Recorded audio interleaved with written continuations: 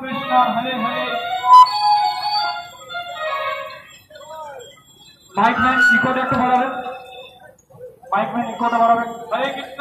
सुधी ग्रामवासी भक्तबृंद, আপনাদের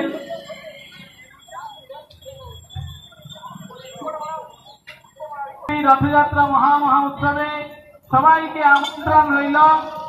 दिन व्यापी हरिकथा एवं भागवती कथा श्रवण कीर्तन करार जन्य सुधी सज्जन ग्रामवासी भक्तबृंद आपनारा सकले इस्कन नेगुड़ियार जे नतून सेंटारटी अनुष्ठान होच्छे एटी धीरे धीरे खूब बड़ आकारे आश्रम हबे, मंदिर हबे एवं आपनादेर सेवार सुयोग